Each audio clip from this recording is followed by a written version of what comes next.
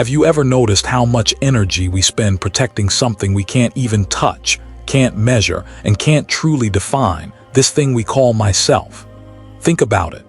A stranger says one careless word and we feel pierced, as if a wound has been carved into our heart.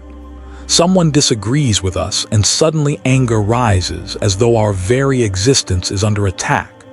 We build walls, wear masks, chase after praise, and hide from criticism, all to protect this fragile identity that we hold so tightly. But here's the question: what exactly are we protecting? Is it the body? The body is always changing. Cells die and renew, youth fades into age, health shifts into sickness. Is it the mind?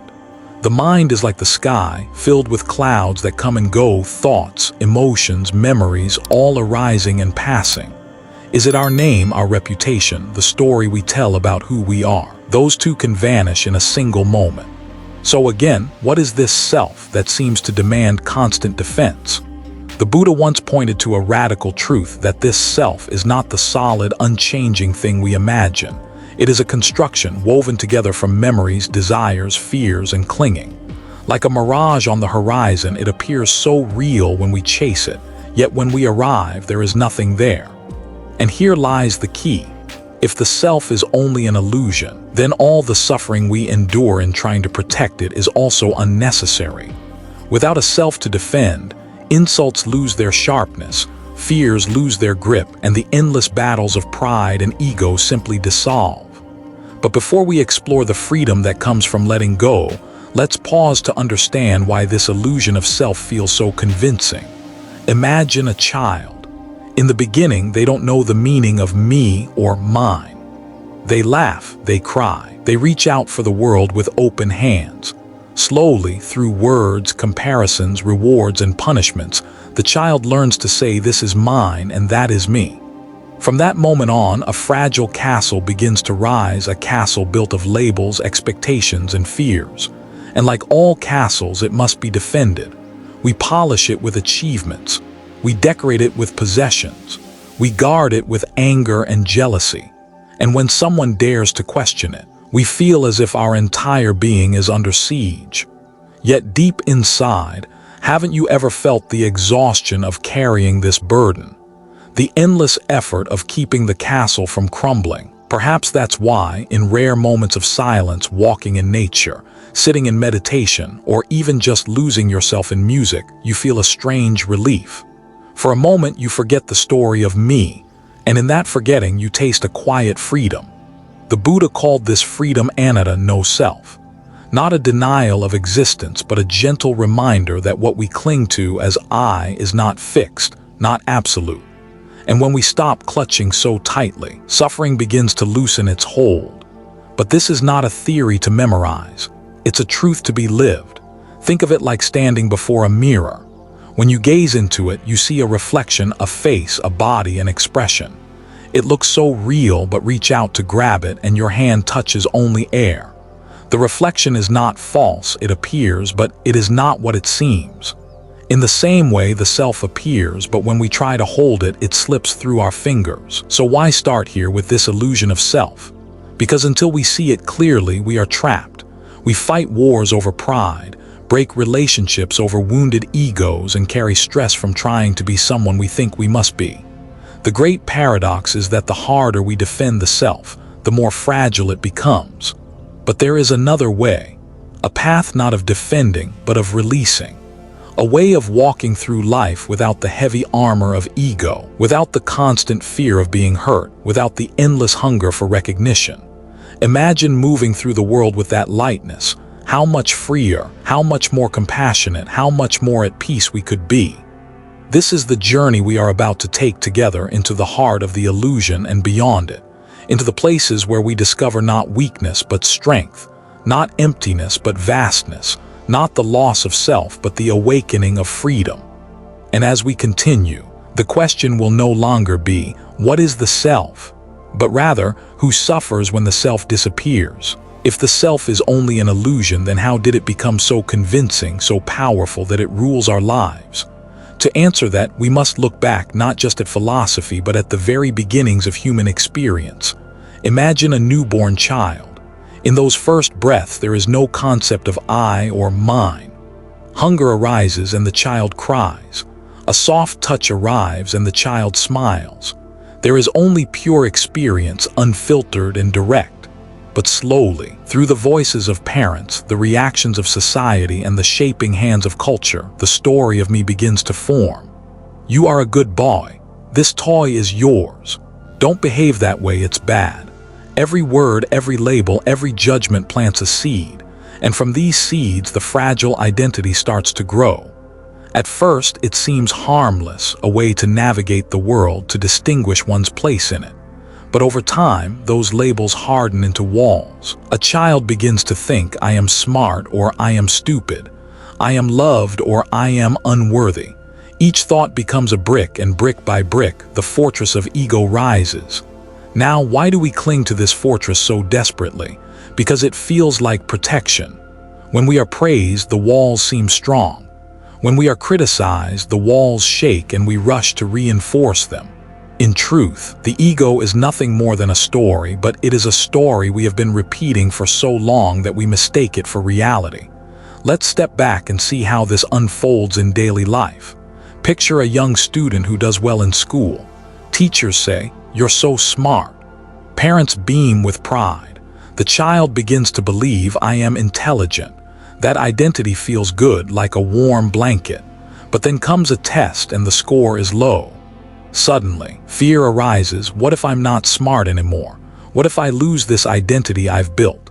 In that moment, suffering is born. Or take another story, a child who is often scolded who hears, "You'll never be good enough." That message becomes another kind of identity, a shadow that follows them into adulthood. No matter how much success they achieve, the old voice whispers, "You are still unworthy." In both cases, we see the same pattern. The ego is not something we are born with. It is something we inherit, something we construct, often without realizing it. Like a mask glued to the face, it feels inseparable, but it is not who we truly are. The Buddha described this process with the teaching of dependent origination. Nothing exists independently. The self, too, is a product of conditions. Language, memory, desire, fear, culture, and time. Without these conditions, there is no solid I to be found. Think about it like this. The ego is like a character in a play. The stage is set by family, society, and circumstances. The costume is sewn from labels and beliefs. The script is written by our experiences. And then, day after day, we step onto the stage and perform the role of me. It feels real because we've been acting it for so long. But the question is, when the curtain falls, who are we without the costume, without the script? And here's the paradox. The ego is born as a survival tool. It helps us navigate a world filled with dangers, helps us build relationships, helps us feel like we belong. But what starts as a tool soon becomes a trap. Instead of using the ego, we become used by it. Instead of wearing the mask, we believe we are the mask. That is why every insult feels like a wound. That is why every compliment feels like nourishment. That is why we chase after approval and run from rejection. We are not protecting our true being. We are protecting a fragile character that only exists in thought. Yet beneath that fragile mask, there is something deeper.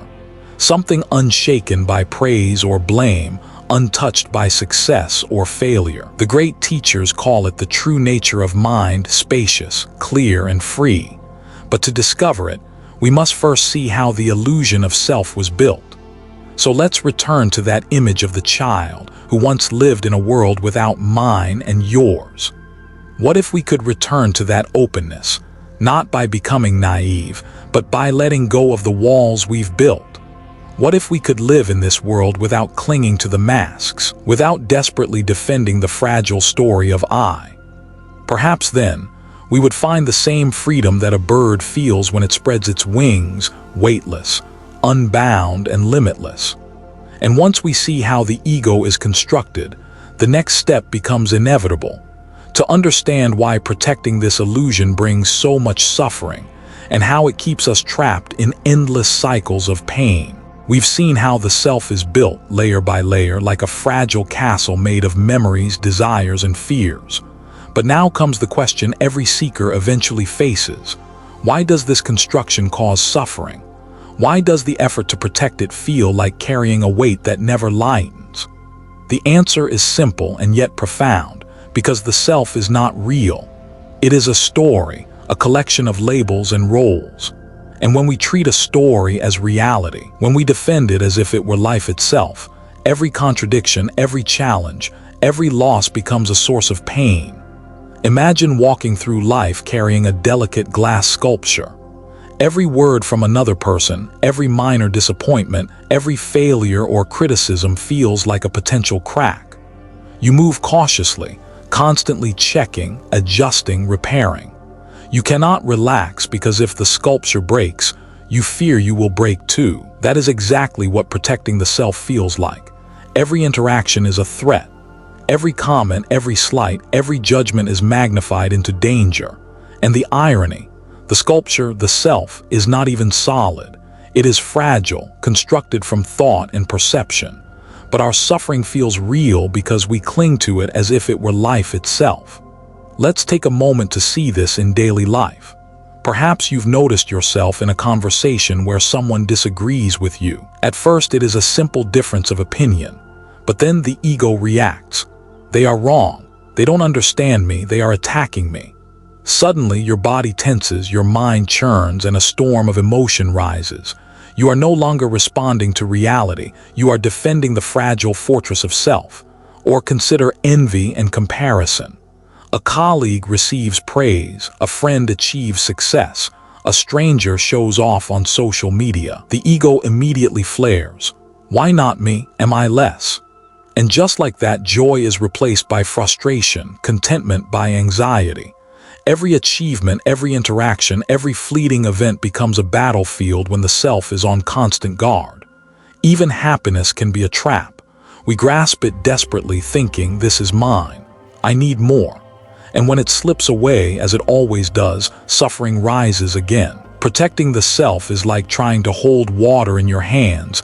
The tighter you grip, the more it slips through your fingers. And it is not just external events that create suffering. Internal experiences are equally powerful. Thoughts arise: fear, doubt, regret, desire. Each thought can trigger a defensive response. I must fix this, I must prove myself, I must protect who I am. And in this endless cycle, the mind becomes exhausted, restless, and never satisfied. The Buddha called this cycle dukkha, the inherent unsatisfactoriness of clinging. And here we see clearly, the very act of defending the self is what creates suffering. It is not the world that hurts us, not others that attack us, not circumstances that cause pain. It is the ego's need to survive, to defend its fragile story that amplifies every experience into distress. But there is another layer. When the self is constantly defended, it isolates us. Relationships become transactions. Love becomes conditional. Friendship becomes a test. Do they approve of me? Do they respect me? Do they validate my existence? And in every relationship, a silent tension arises, the subtle war of ego against ego. Even those closest to us cannot escape the battlefield. And what about fear, the fear that drives so much of human action? It arises directly from the self. Fear of failure, fear of rejection, fear of death. Each fear is a shadow cast by the fragile story we call I. Protect the self and fear will always follow. Let go of the self and fear loses its grip. Yet despite all this, we cling. Why? Because the self feels necessary. Without it, we imagine chaos. Without it, who are we? Who would navigate the world? Who would love? Who would strive? Who would dream? The paradox is that the very thing we cling to for survival is what keeps us trapped in suffering. And here is the subtle beauty of Buddhist insight. We are not asked to destroy the self by force. We are invited to see it clearly, to notice it as a construct, to recognize its fragility. When we see the self for what it is, not solid, not permanent, not inherently ours, the act of protection slowly softens. In practical terms, this is the path of mindfulness and insight. We observe our reactions without judgment. We notice the ego's defenses arising and falling. We witness envy, anger, pride, and fear as passing clouds, not as permanent truths. And in this witnessing, the grip of suffering loosens, almost imperceptibly at first. The irony, of course, is that freedom has always been here. Suffering has never been an external force. It has been a byproduct of defense, a shadow cast by the self. Let go of the need to defend and the weight dissolves. The mind opens, the heart softens, and a surprising thing happens. Life begins to feel lighter, richer, and more vivid. So now, having seen how the ego builds suffering, we are ready to explore the next question. How does the Buddha's radical insight into no-self, Anatta, offer a way out of this endless cycle? How can understanding the illusion of self transform suffering into freedom, not through denial, but through seeing reality as it truly is? We've seen how the self is constructed and how clinging to it creates endless suffering. Now comes a moment of revelation, one that shook the very foundations of human understanding, one that continues to offer freedom to anyone willing to see clearly. It is the Buddha's radical insight, Anatta, the truth of no self. At first, the idea sounds almost impossible. No self, how can I not exist? Who is hearing this? Who is thinking these thoughts? These questions are natural, because from birth we've been taught to believe in a solid, unchanging I. Every thought, every memory, every emotion reinforces the illusion. But the Buddha invites us to step back, to observe, and to question the story we've been told about ourselves. Imagine looking at a river. You dip your hand into the flowing water. Can you grasp the river? Can you hold it in your palm? You feel the coolness, you feel the motion, but the water itself slips through your fingers.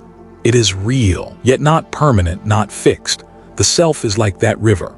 Thoughts, feelings, memories all flow, all arise and pass. There is no solid I to hold on to. In the Pali Canon, the Buddha said, all phenomena are not self. When one sees this with wisdom, one turns away from suffering. Not a denial of existence, but a clear observation. What we call self is a collection of changing processes, body, feelings, perceptions, mental formations, consciousness. Alone, none of these are the self. Together, they create the appearance of self, but the appearance is not the reality. Let's pause for a moment and bring this into daily life. Picture someone harshly criticizing you at work. In the past, your ego would flare, your mind would tighten, and you might replay the words over and over, defending your fragile identity. But now, consider seeing these events through the lens of no self. The criticism is like a cloud passing across the sky. Thoughts and feelings arise, but there is no permanent me being attacked. The sting softens, the mind breathes, and for the first time in a long while, freedom whispers, or imagine envy. A friend celebrates success, and your old self would gnaw at you with comparison and resentment. But if the self is understood as a fluid process, not a fixed entity, jealousy loses its foothold. You may notice the emotion arise, but you are not trapped by it. It comes, it goes, like a wave on the shore. You can observe without identifying. You can live without constantly defending a story that never truly existed. This insight is not merely philosophical, it is practical. It is a tool for liberation. When the need to protect the self dissolves, suffering dissolves. Anger, fear, pride, jealousy, these are all byproducts of attachment to the illusion of self. Without that attachment, life flows more gently. Life becomes less about defending a fragile identity and more about participating in the moment with clarity and compassion. And yet, the truth of no self is subtle. It does not erase personality, nor does it make us passive observers of life. On the contrary, it frees us to act without clinging, to love without grasping, to live fully without the constant anxiety of self-preservation. A person who understands Anatta does not suppress emotions. They witness them. They understand their impermanence, and they respond with wisdom rather than habit. Think of a skilled sailor on the ocean. The waves rise and fall, storms may rage, but the sailor is not destroyed because they understand the nature of the sea. They navigate skillfully, with awareness and balance. Similarly, understanding no self allows us to navigate the storms of life without being capsized by ego, pride, or fear. The Buddha's insight into Anatta also points to a deeper truth. Freedom is never something outside. It has always been here, beneath the layers of clinging, beneath the stories we tell ourselves. The self that we struggle to protect is like a shadow. The light of insight has always been behind it. When we turn our attention inward with clarity, the shadow falls away, revealing the open sky of mind, vast and unbound. And in this realization, something remarkable happens. Compassion arises naturally. When there is no rigid I to defend, there is no rigid other to attack. Without a fortress of self, the heart opens. Understanding no self does not make us indifferent, it makes us profoundly connected. It allows us to see others not as threats or competitors, but as fellow travelers on the same river of experience. This insight is radical, not because it is new, but because it goes against the most basic assumptions we hold about life. We are trained to believe in a permanent I, yet the Buddha shows that true peace emerges only when that belief is gently released. And the freedom is not theoretical, it is lived. Every breath, every step, every interaction becomes lighter, brighter, more immediate. And now, having glimpsed the liberation inherent in no self, the next step is to see how letting go of the protector, the egoic fortress we've built, opens the door to a life without suffering, not through denial, but through freedom in every moment. All our lives, we have been taught to protect the self, to defend our identity, our opinions, our reputation, our story. From early childhood, this protective instinct has guided every thought, every action. And yet, paradoxically, it is this very instinct that binds us to suffering. The more we defend, the heavier the weight. The more we cling, the deeper the trap. But what if there is another way?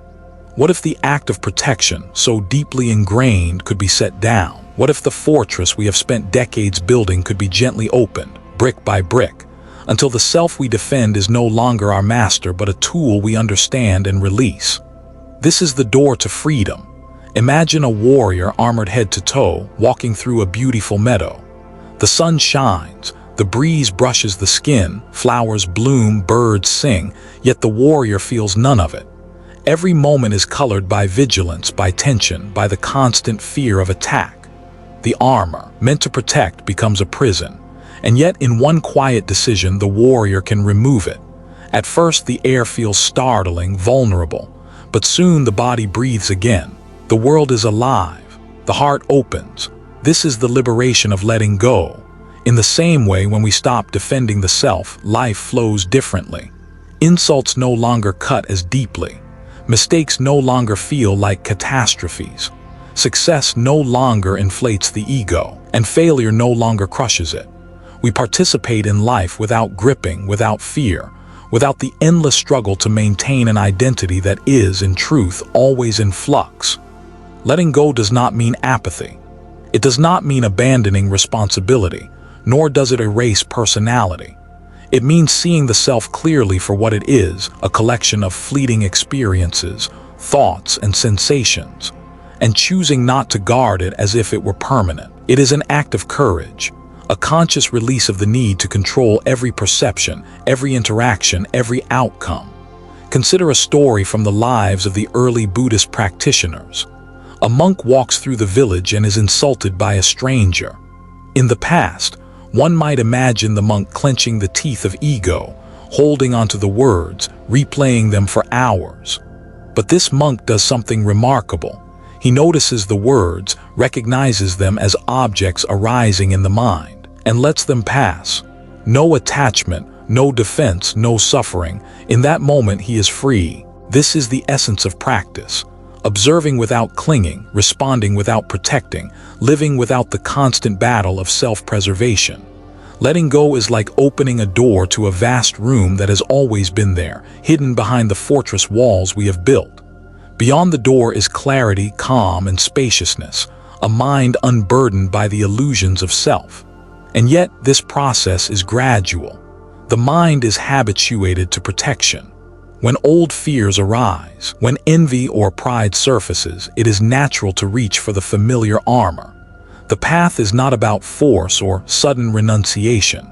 It is about gentle awareness, patient observation, and repeated practice. Each time we notice the protective instinct arise and choose not to engage it, the mind grows lighter, the heart softer, and the fortress loses its grip.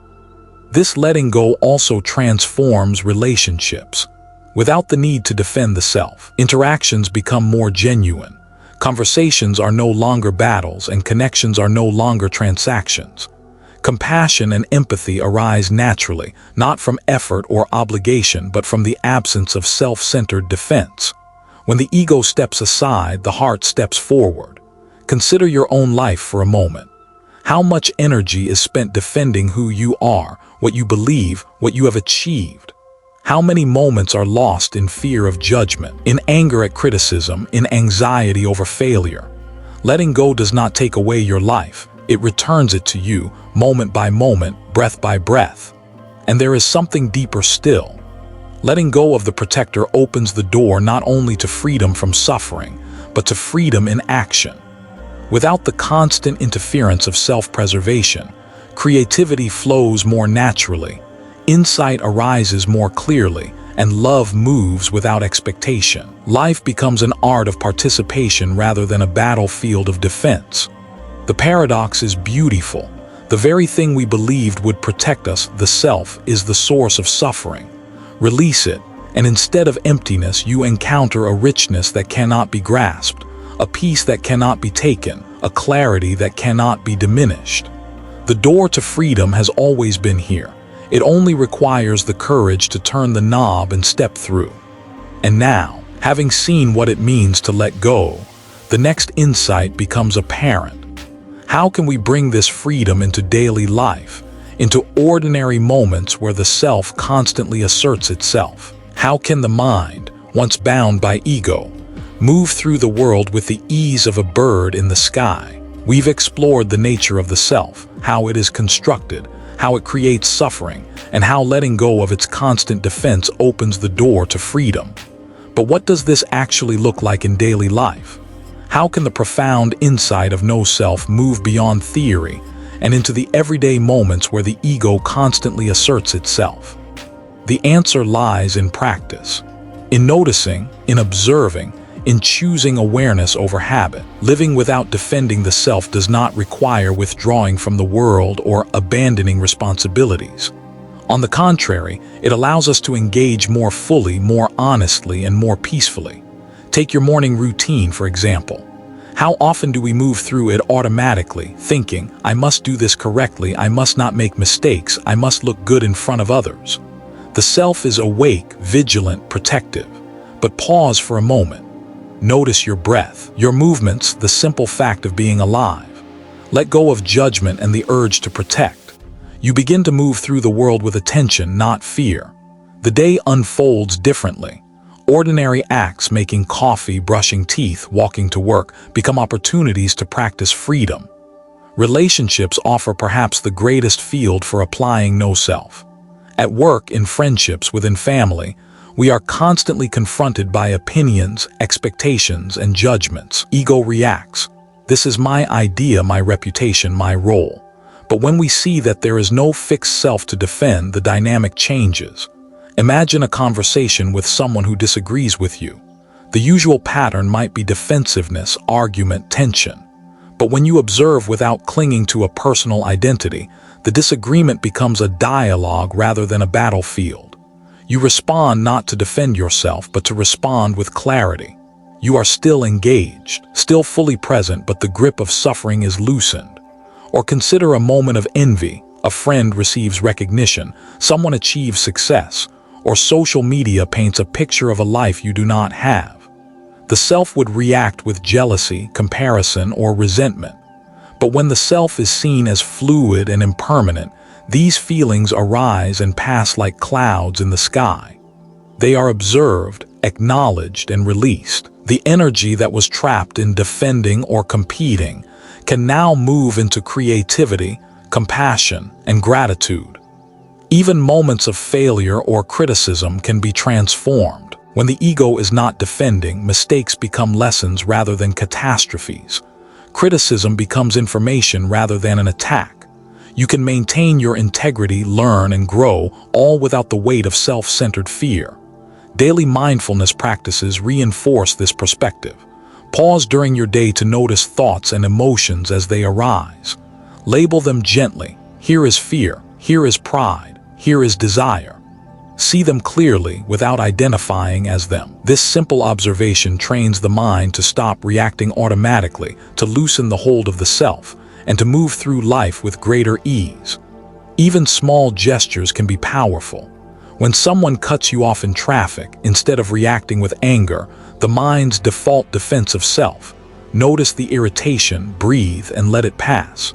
When a colleague takes credit for an idea, allow yourself to observe without needing to defend your ego. In these micro moments, the freedom of no self is exercised, practiced, and strengthened. And there is a ripple effect. As you live without defending the self, your presence affects others. Interactions become calmer, more authentic, more compassionate. People respond to your equanimity, not your egoic energy. The environment itself shifts when defense and reactivity are released. But perhaps the most profound application is in how we respond to suffering itself, both ours and others. When the self is not defended, we can meet pain with presence rather than resistance. Physical discomfort, loss, disappointment, or grief no longer feel like assaults on the ego. They are experiences, transient, arising and passing, and we can engage them fully without being consumed. Compassion for others naturally flows because there is no rigid I creating boundaries and separations. Living without defending the self is not an escape. It is an invitation to engage more deeply, more openly, and more freely with life. It is the practice of seeing things as they are, of responding rather than reacting, of opening space for clarity, connection, and joy. Each day becomes a laboratory for the insight of no self, where freedom is exercised in every thought, every word, and every action. As we let go of defending the self, a subtle shift begins to occur. Life, once filtered through the fragile lens of ego, starts to appear with astonishing clarity. This clarity is like a mirror of emptiness, reflecting the world not as we wish it to be, but as it truly is. What does it mean to see the world clearly? It means perceiving without the distortions of attachment, without the judgments of pride or fear, without the constant pressure to protect an illusory self. It means experiencing reality with openness, honesty, and precision. The clouds of ego no longer obscure the sky of perception. Imagine standing by a still lake. The surface is smooth, reflecting the trees, the sky, the passing clouds. If the water is agitated, the reflections are distorted, broken, unclear. But when the water settles, the mirror becomes perfect. In the same way, when the mind is free from the turbulence of self-centered defense, life reflects itself with astonishing clarity. This clarity is not merely intellectual, it is experiential. You begin to notice the impermanence of all things, the rise and fall of emotions, the changing nature of relationships, the ebb and flow of circumstances. Nothing clings, nothing remains fixed. And in this recognition, the mind finds ease. Suffering loses its grip because it depends on solidity, on the mistaken belief in a self that must be defended. Consider a moment of frustration. Perhaps a coworker interrupts or a plan fails. With ego, the mind seizes, reacts, spins a narrative of personal offense. But with clarity, you see the event as it is, a series of causes and conditions unfolding. You notice your emotions, your thoughts, without identifying as them. The disturbance passes like a wave on the ocean, present, real, but not you. This perception of emptiness also reveals the interconnectedness of all things. When the self is no longer the center of the universe, boundaries soften. Actions, words, and intentions are seen in the broader context of cause and effect. Every being, every event, every moment is part of a vast tapestry, interwoven and dependent. The world is not a stage for ego to defend itself. It is a mirror reflecting the dance of life in its full, dynamic complexity. And yet, emptiness does not mean nothingness. It does not strip life of meaning or beauty. On the contrary, seeing things clearly deepens appreciation. A simple sunrise becomes miraculous, not because it belongs to me, but because it is luminous, fleeting, and alive. Joy, love, sorrow, and wonder become vivid in ways that ego-tinged perception could never allow. This clarity also transforms our relationships. When we see others without the distortion of self, we respond with authenticity and compassion. Criticism is heard without defense. Praise is received without inflation. Anger is met with understanding. In this mirror of emptiness, human interactions become reflections of truth rather than battles of identity. Storytelling often illustrates this well. Imagine a wise teacher encountering a difficult student. The student lashes out, challenges authority, and creates chaos. Most would react, defend, or punish. The teacher, however, sees the student's behavior clearly, a manifestation of fear, confusion, and desire. The teacher responds not from ego, not from defense, but from insight. The moment passes and understanding arises. This is the mirror of emptiness in action, seeing without distortion, responding without attachment. Daily practice nurtures this clarity. Meditation, mindful observation, and reflection train the mind to recognize transient phenomena. Thoughts, feelings, and external events are observed without clinging, without rejection. Each moment becomes an opportunity to see the world as it is, uncolored by self-interest. The more we practice, the more effortless this clarity becomes, and the liberation it brings is profound. Life is no longer a battlefield. It is a dance of perception and response, awareness and participation. Suffering diminishes not because life becomes easier, but because the mind is no longer trapped in the illusion of self.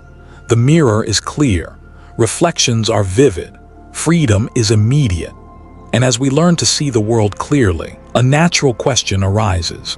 If the mirror of emptiness reveals reality, how do we approach the ultimate fears that cling to the self? Fear of death, fear of loss, fear of impermanence. How does clarity prepare us for life's deepest challenges? Among all the challenges we face in life, one fear stands above all others. The fear of death. Not just the physical end, but the impermanence of everything we hold dear, our body, our possessions, our relationships, our identity. And at the root of this fear is the self, the fragile story we cling to, the fortress we defend against the inevitability of change. Imagine the ego as a child holding a favorite toy. The child believes this toy is mine. It defines me. I cannot exist without it. When the toy is lost, the child cries. When the body ages, the job is lost, or a loved one departs, the ego reacts in the same way. Panic, grief, anger, despair. The self cannot tolerate impermanence because it is built on the illusion of permanence. The Buddha's insight into no-self, Anatta, is radical because it offers freedom from this fear. When we see the self as fluid, constructed, impermanent, then death and all forms of loss lose their sting. There is no rigid I to die, no fortress to crumble. Loss is experienced, of course, but it no longer triggers endless suffering rooted in clinging and defense. Consider a meditation on impermanence. Close your eyes and observe your body. Notice how it moves, breathes, ages. Observe your thoughts, memories, and emotions constantly arising and passing. Nothing remains fixed. Nothing is permanent. And yet, life continues, vibrant and alive. The mind that perceives this is not threatened. It witnesses, it accepts, it flows. This insight transforms our relationship with fear. Fear, at its core, is resistance to what is. When the ego is clinging, fear arises automatically. But when the self is seen clearly as impermanent and constructed, fear is met with understanding rather than resistance. It is like noticing a storm from the safety of a mountain cave. The wind and rain rage outside, but the observer is not destroyed. Death is the ultimate teacher. It reminds us that clinging is futile, that everything we defend will one day pass. Yet this is not despair, it is liberation.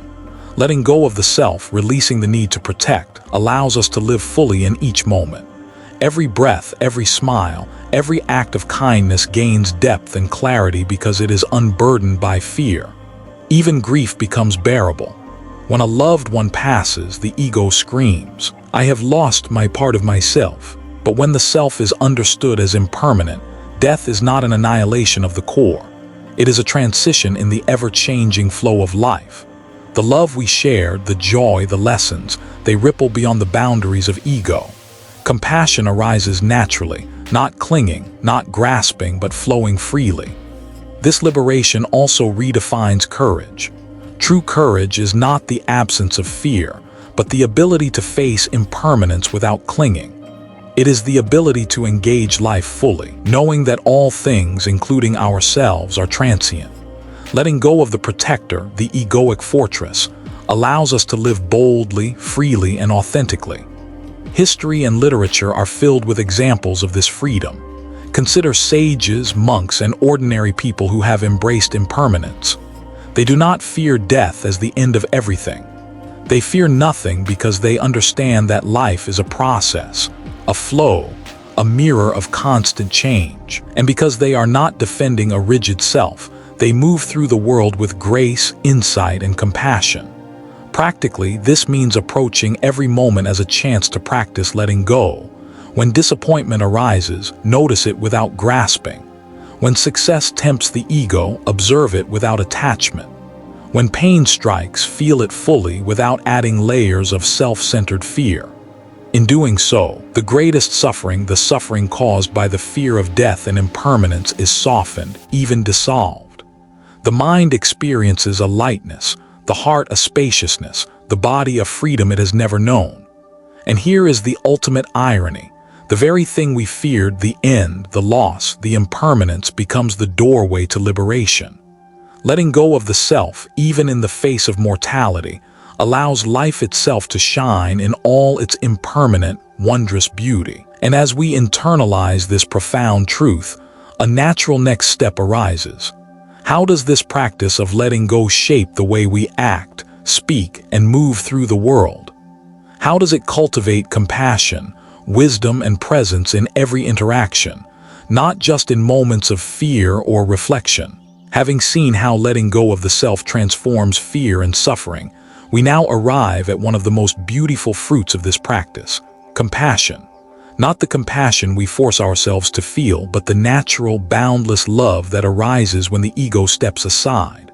When the self is no longer defended, the mind experiences a profound shift.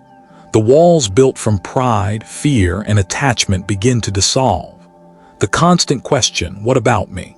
How will this affect me?" fades into silence. And in that silence, space emerges, a vast, open heart capable of embracing the joys and sorrows of all beings.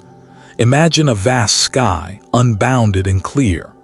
Clouds come and go, bright or dark, heavy or light, yet the sky remains untouched. This is the mind free from self. In this openness, compassion is like sunlight. It touches everything without effort, without discrimination, without the need for recognition or reward. Boundless compassion arises naturally because there is no rigid self to protect. The suffering of another is no longer a threat to identity. It is simply a reality to be met with awareness and care. Anger softens. Judgment fades. The impulse to act selfishly diminishes. The heart responds not from obligation, not from egoic calculation, but from the recognition that we are all part of the same unfolding life. Consider the stories of those who have cultivated such hearts. A monk sees a stranger hungry on the street. There is no thought of "I must help to maintain my reputation" or "I must do this for my own benefit." The act flows naturally, providing food, offering comfort, extending presence. Love arises spontaneously, effortlessly, because there is no self to interfere. In daily life, this compassion can take many forms. Listening deeply to a friend without judgment, offering support to someone struggling, even when inconvenient, speaking truth with kindness, acting in service of others, not for recognition, not to enhance an identity, but simply because there is a need and a capacity to help. These are the small miracles of living without self. But this compassion is not naive. It does not ignore boundaries or the realities of life. It is grounded in clarity. Understanding no self does not mean abandoning discernment. It means acting with wisdom rather than attachment, responding rather than reacting, loving without grasping. In this way, compassion is both profound and practical. The Buddha described this as the awakening of Bodhisattva, the mind of enlightenment. A heart free from self-centered clinging naturally extends outward, embracing all beings with warmth and care. It is a love that is limitless because it is not confined by the walls of ego, by favoritism, by fear of loss or hurt. Think for a moment about the interconnectedness of life. Every action, every word, every thought sends ripples outward. When we act from a heart free of self-protection, those ripples carry kindness, understanding, and healing. Even small gestures, a smile, a listening ear, a patient word become expressions of profound compassion that touch lives in ways we may never see. And here is the final paradox. In giving love freely without expectation, without self-interest, we receive a depth of fulfillment that the ego could never provide. The heart expands, the mind settles, and life itself becomes a practice of joy, presence, and generosity. The more we let go, the more we love. The more we love, the freer we become. This is the culmination of the path we have been exploring, from the illusion of self to the suffering it creates, to the liberation of seeing no self, and finally to the natural blossoming of compassion. The fortress has fallen. The sky is clear. And in that openness, love flows without obstruction, without boundary, without end. And now, having seen the full arc, from illusion to insight, from fear to freedom, from clinging to compassion, the journey naturally brings us to the final reflection. How to integrate these truths into life fully, carrying the wisdom of no self into every moment, every breath, every interaction. We have journeyed together through the intricate landscape of the self, from the illusions that bind us, to the suffering born of clinging, to the radical insight of no self, and finally to the natural blossoming of compassion. And now we arrive at a quiet, profound truth. The end of the journey is not an arrival, but a return to silence. Silence does not mean emptiness or absence. It is not nothingness. It is the space in which all phenomena arise and pass. It is the open sky beyond clouds, the calm beneath the storm.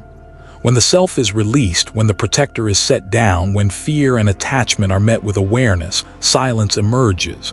In this silence, the mind rests. The heart softens. Life itself becomes luminous. Consider sitting quietly for a moment. No agenda, no task, no performance, just observing. The breath moves in and out. Thoughts appear and vanish. Emotions arise and dissipate. There is no I needing to control, no fortress to defend, no story to maintain. There is simply awareness, vast, unbound, and deeply alive. This is the essence of freedom, the realization that we are not the self we cling to. We are the openness, the awareness, the consciousness in which all experience dances.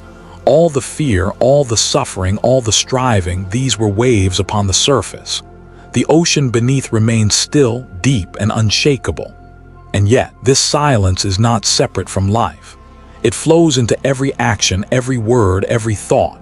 It allows us to meet the world fully, without distortion, without defense. We speak with honesty. We act with clarity. We love without grasping. Our presence becomes a gift, not because of who we are, but because we are fully present in each moment. Returning to silence is also an invitation to live with awareness, to embrace impermanence, to see clearly, to love boundlessly. It is an invitation to practice daily in breath, in step, in conversation, in work, in play. Each moment is an opportunity to let go, to rest in openness, to experience freedom here and now. And here is the quiet paradox. The more we let go of self, the more fully we inhabit life. The less we cling, the more deeply we feel. The less we defend, the more we connect. The silence of no self is not absence. It is presence, radiant and unbroken. Take a deep breath now. Feel it moving through you. Feel the rhythm of life that is not yours, yet flows through you. Notice the spaces between thoughts, the stillness beneath emotion.